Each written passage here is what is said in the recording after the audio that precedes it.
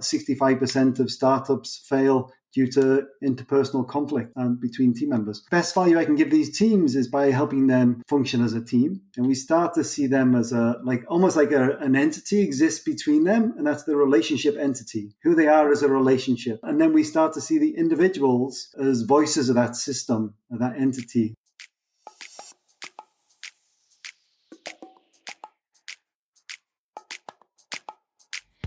Welcome to What's Possible, where leadership thrives. I'm Ilene Schaffer, and I'm glad you're here.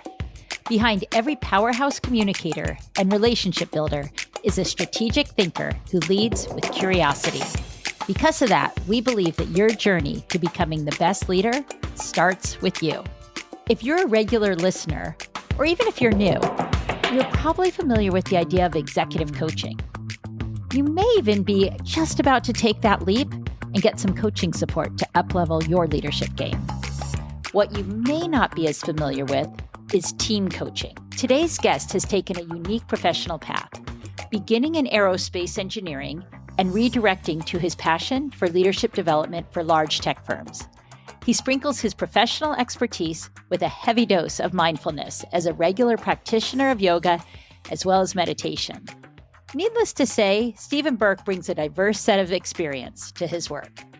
Now as an executive coach, focusing on team coaching, Stephen joins me to share his pivotal aha moment, the nuances of team coaching, its distinctions from individual and peer coaching, and the transformative impact it can have on your organization.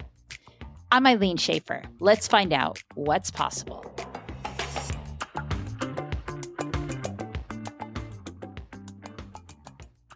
Stephen, I am so glad you're here. Welcome to What's Possible.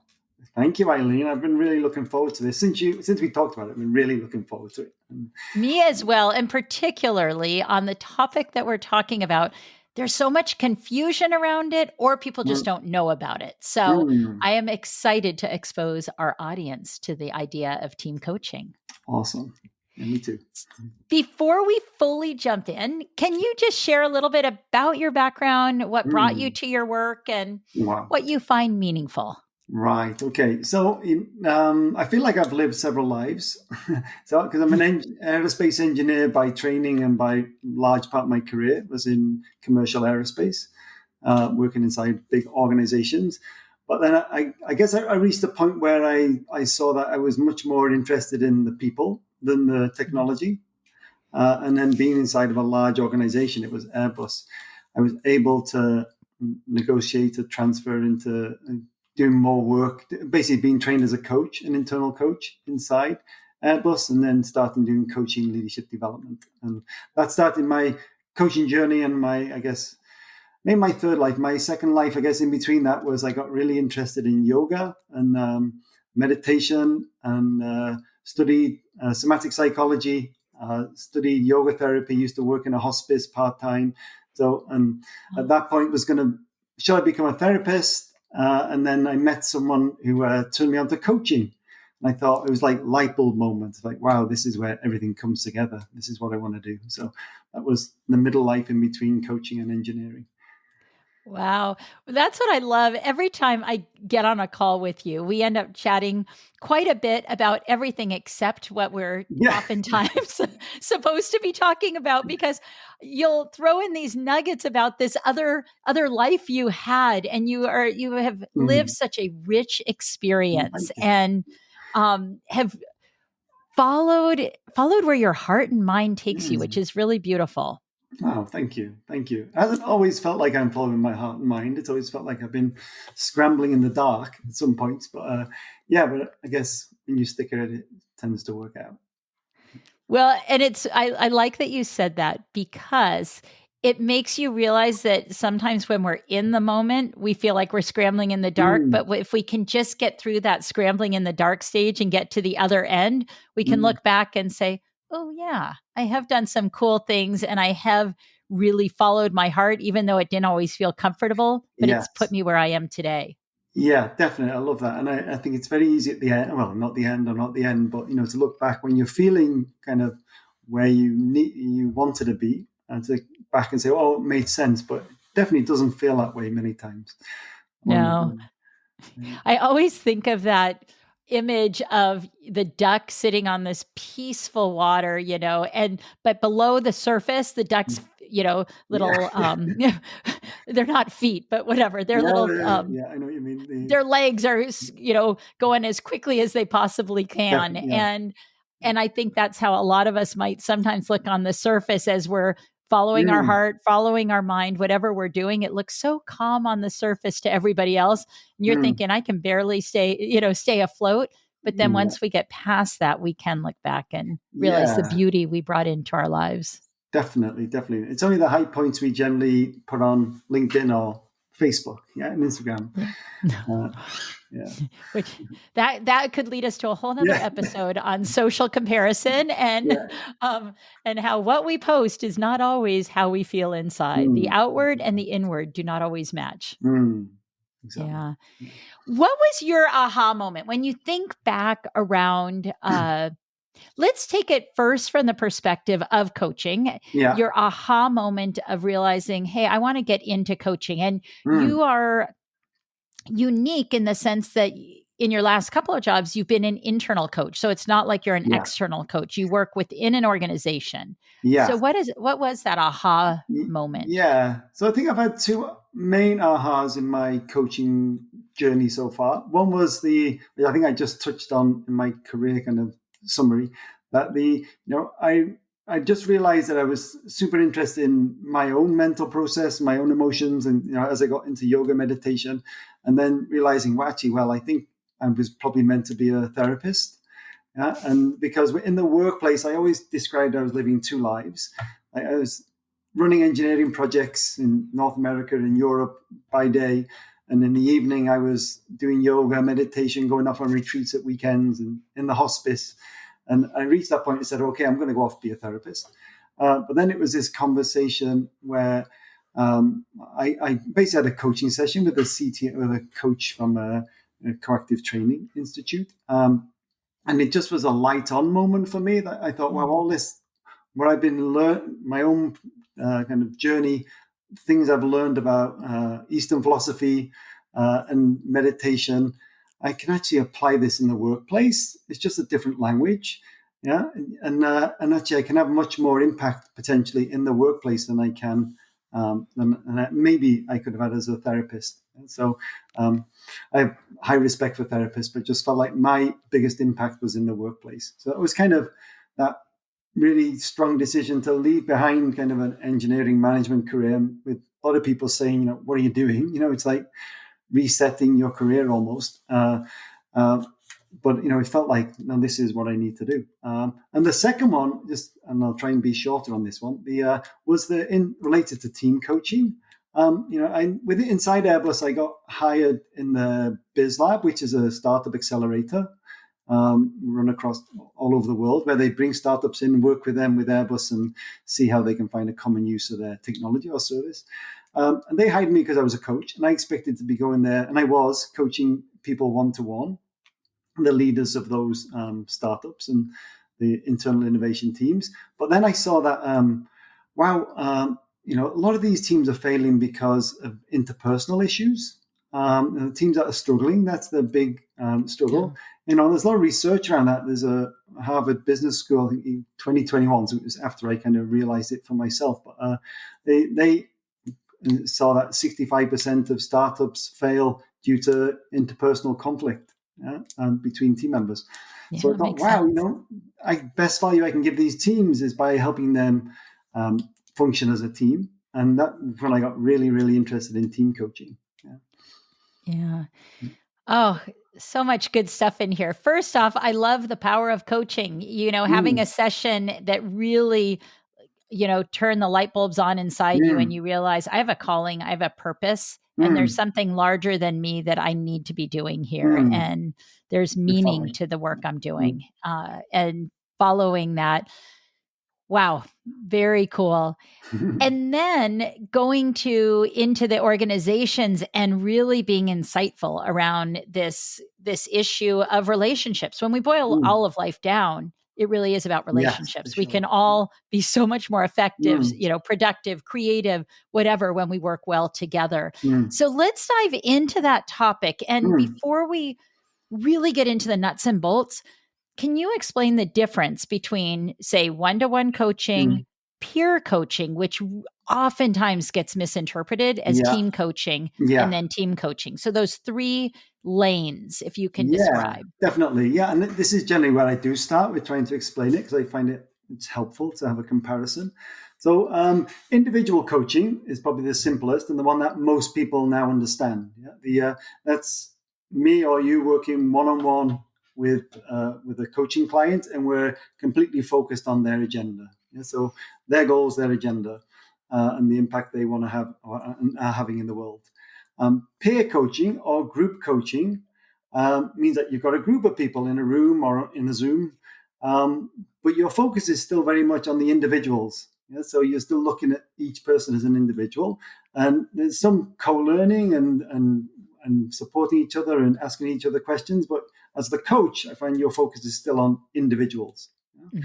Um, then, if we move to team coaching, there's quite it may seem subtle, but it's actually a very substantial shift in that the best way I find to describe it is that that point we start to see this group, this team of people, or whether it's a team or a working group, and that's a whole different subject we could talk about. But this group of people that are together for some purpose, and we start to see them as almost like an entity exists between them, and that's the relationship entity.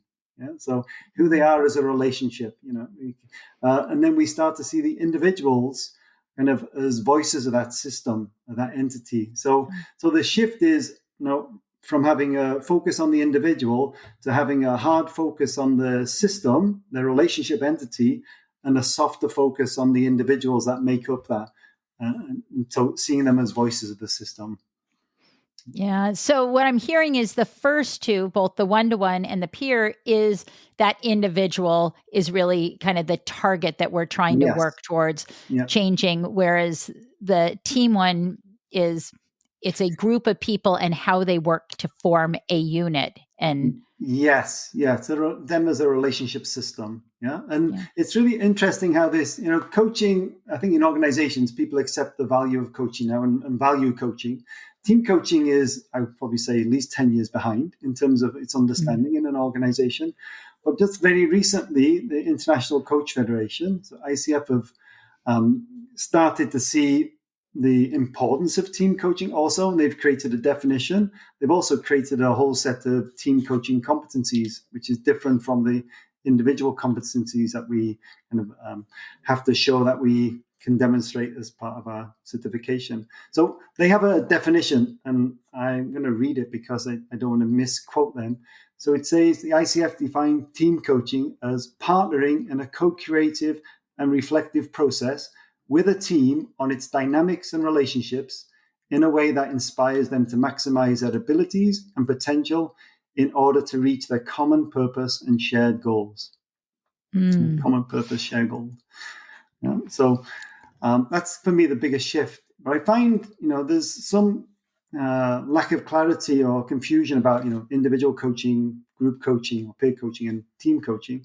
But I also hear a lot the facilitation used interchangeably with team coaching. Yeah, the word facilitation. Yeah. Facilitation is super powerful, but I actually think it's a different skill or service than team coaching.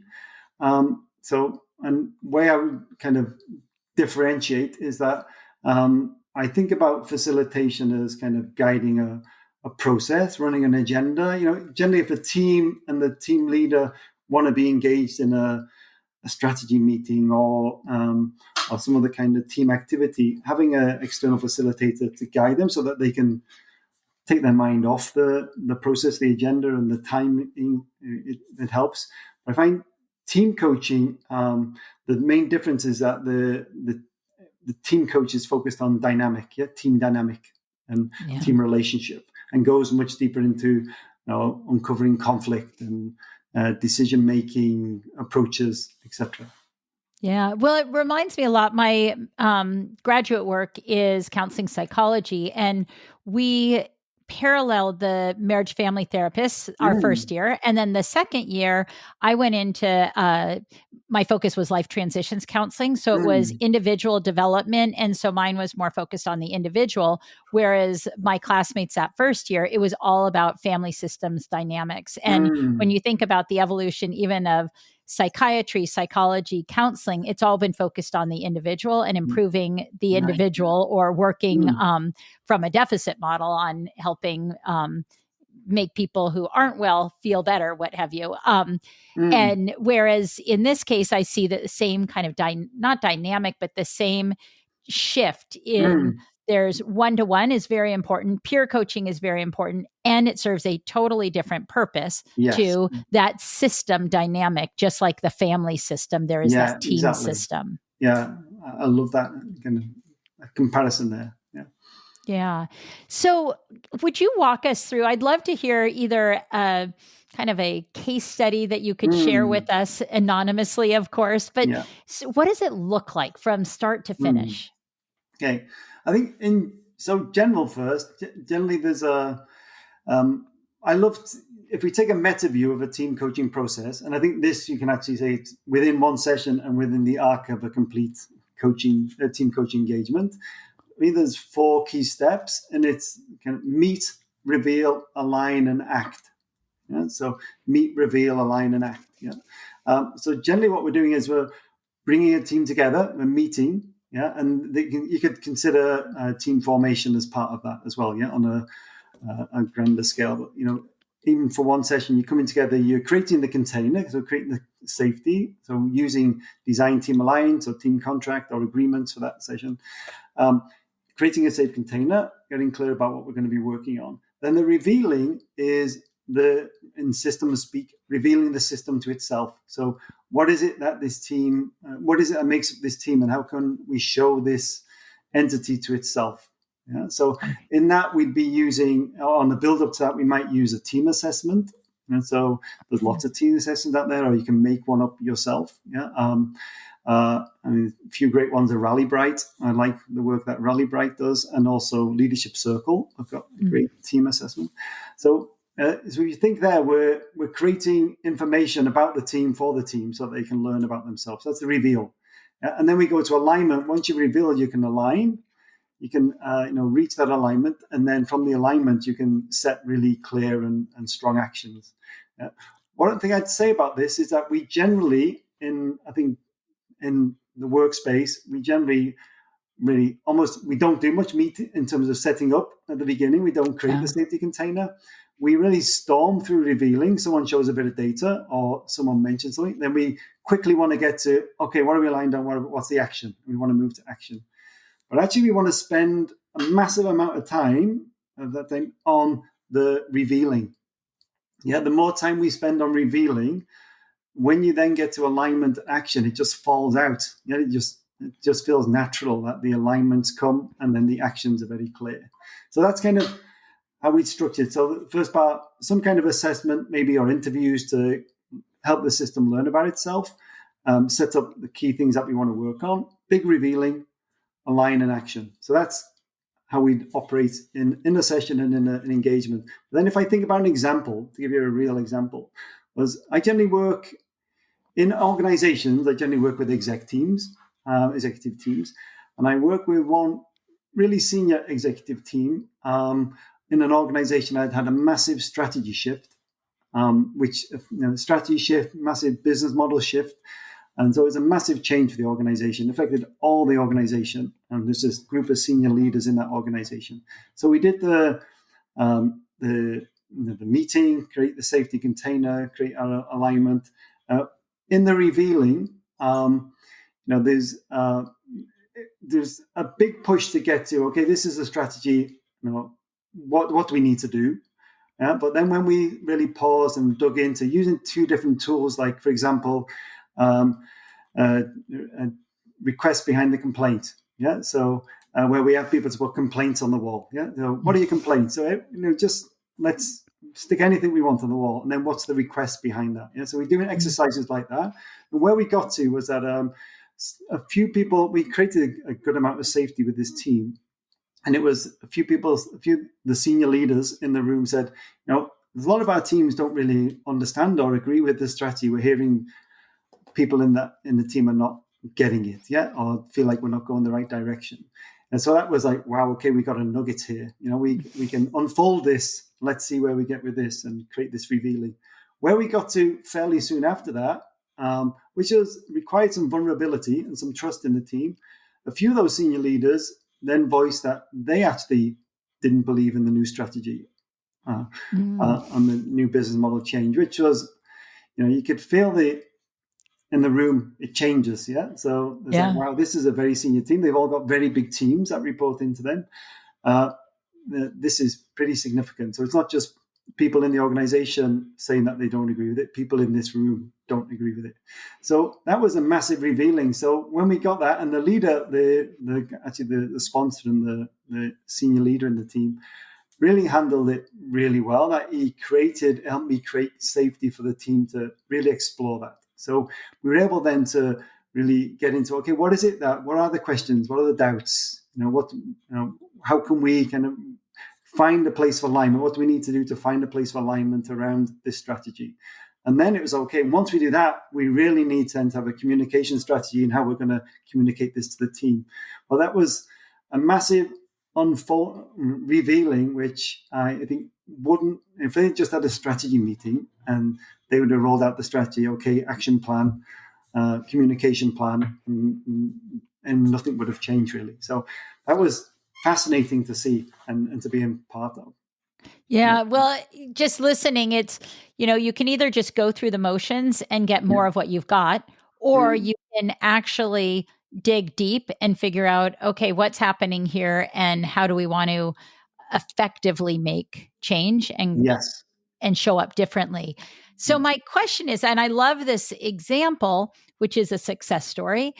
I'd imagine sometimes you walk into a room and that space between reveal and alignment, there can be tension. It doesn't all unfold as beautifully. Talk us through that a little. Yeah.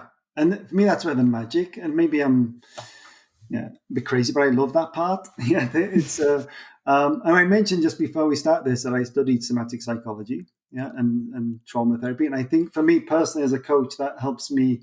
The way that helps me as a coach, that I can sit in that space with a room. I mean, Arnold Mindell, one of the thought leaders in process work, he has his book is Sitting in the Fire. One of his books is called Sitting in the Fire. And I think Otto Scharmer talks about the bottom of the U, the theory U, about being there where we don't know exactly where things are going to go.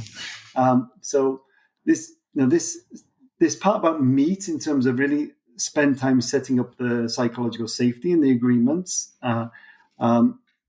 really helps inform that. And just as a coach, trusting the process, knowing that this is gold. When you see that, when you hear that first thing, that the energy change in the room, you can feel people, you can see people looking around each other, checking, are we okay here? Just, that's where for me the magic happens. And we could quickly get uncomfortable with that, and let's push forward. Let's do some kind of painting exercise or something. Just because we feel so uncomfortable with it. But if we can just hold it just for a little longer than is comfortable, it's amazing where it can go. Yeah. Well, and what I hear you saying is using those amazing coach skills to begin with, to hold the space, and then also getting really centered yourself and to a very peaceful, still place, so that, as yoga says, you want to have that sense of calm inside when the world around you is a storm. And that's what I'm hearing you do, is the world around you might be a storm as people are swirling, but you have that sense of calm, which I'd imagine also provides some sense of calm within the room to the others too. Yeah. And also going along with that, the just educating, normalizing, as you're going along, that, that it's okay. And it's okay to feel maybe a bit unsure about this. So just giving that voice, asking people how they're doing, is super powerful, but definitely trusting the process. Like, this is the system revealing itself. So trusting that when that happens, that magic can happen for the team. Yeah. So as I'm sitting here listening, and we have listeners at home, I keep thinking, don't try this alone. Yeah. So how can people prepare themselves to facilitate a team coaching session or sessions? Yeah. So there's definitely things that all teams can be doing themselves. Yeah, and because we're talking about optimizing the team dynamic and the team relationship system in service of productivity, resilience, and satisfaction for the team. Yeah. There's definitely lots of things that people can do. I was just hesitating whether to just jump into them, but I guess maybe I'd give a few of them straight away. Design team alliance or building the team contract is a powerful thing that I think all teams should do. And that can just be as a group talking about, what environment do we want to create together? What's going to be the most positive environment we can create together? What do we need? And then people start naming trust and honesty, which are great starting points. So, okay, but it's going a bit further. Reminds me a bit of the shift positive approach of really painting the picture. Okay, what does trust look like? Yeah, what kind of things would we be doing? What does honesty look like? If I was sitting in the corner of your meeting room, what would that look like? So we then start to give it a lot more depth in that. But then we can create. There's one technique I use a lot. We call it we visualize it in behaviors and out behaviors. So we get those. Okay, what are the in behaviors that we're going to really promote and encourage in our team? And what's the out behaviors, the ones that we want to try and avoid? Yeah? And so creating I call that design team alliance, and then visiting that certainly when you first do it on a weekly basis. How are we doing on design team alliance? What are we doing well at? What's not going so well? What do we need to change? Yeah? Another great one is the user manual. I'm not sure if we've talked about that before, Ilene, but I don't think so. As a leader, I'd encourage every leader to create a user manual for themselves. And there's lots of templates that you can do. It basically says, this is how best to work with me. I think I may remember Abigail talk about it on one of your earlier September podcasts. Yeah. So, and to list of questions, how I like feedback, how I best work, how to best contact me, which communication channels I like. There's lots of stuff in there, and a bit about my personality, how I usually show up when I'm stressed. So it allows people to really understand you more. So first of all, the leader being modeling, being vulnerable, giving that to their team, then encouraging also each team member to create their user manual and share. Yeah, and then feedback. Okay, is there something here that we're hearing as a theme that we need to design into our design team alliance? So there's two things I would encourage straight away. And what about training? Is there specific training that you would recommend, or? Yeah, and that's the other direction I was going to go when you first asked that question. Was that so I trained as I think most people, I trained as an individual coach, first, and then I saw, wow, there's something to be learned here about team dynamic, and I originally thought, okay, I'm a coach, I can kind of get into that, I can do that, So, and certain elements are true, asking open questions and the way you self-manage is definitely valuable. But when I looked around, and the best training I found, it was the ORSC training, Organization Relationship Systems Coaching, by CRR Global, a Bay Area originated company. They got I really like their team coaching training and certification. I actually did their training, and I'm on their faculty now. Yeah, so that's not self-disclosure. So I'm not. There's a few others, but I don't know about the. I've not done the others. Yeah, but what I learned when I first learned team coaching, or did their training, and then I went into certification with them, which is a lot more about them watching you do it and showing, recording sessions and showing it. When I first did it, I wasn't so good at it, because I was, after years of individual coaching, I found it very hard to make the shift from focusing on individuals to focusing on the team, the team relationship system. Sure. So I was always referring to individuals and then going into an individual's issue or topic that they brought up. But the value of team coaching training for me, first of all, was this shift in mindset from no, the focus is on the relationship system, and the individuals are voices of that system. Yeah. So, but I definitely would recommend, and if you're going to work with a team coach, I would recommend working with someone who's had a specific team coach training. In addition, is even better. In addition to a one-to-one coach training. Yeah. Oh, thank you. Such good stuff. So, wrapping up, we always like to leave our guests with 3 gifts as their takeaway. So, what would you say is the number one biggest takeaway that you hope our listeners leave with? That team coaching is different from individual coaching, and it has a specific use and specific value. And benefit, for a team. In a nutshell. That's an excellent nutshell. And what is one mindset shift?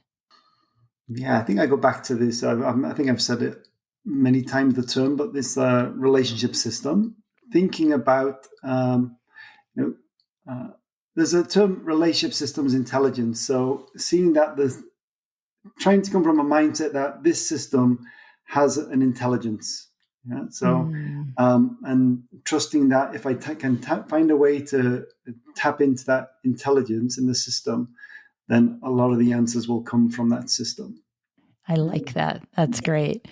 One more gift that we're going to give our listeners is, what is one super simple action, like a really low hanging fruit, doesn't take a lot of effort, but will have huge impact? What is one action our listeners can take? I would say, and I'm thinking about managers and leaders now, and whether that's in HR, whether it's in any function in the organization, create your user manual and share it with your team, and start the conversation around how you optimize your relationship as a team. Excellent. That user manual. I do remember having a conversation now that you had said that, but it's something I always forget to talk about. I actually have a coaching call with one of my leaders coming up right after our podcast, and we're going to talk about the user manual. I love that. Powerful.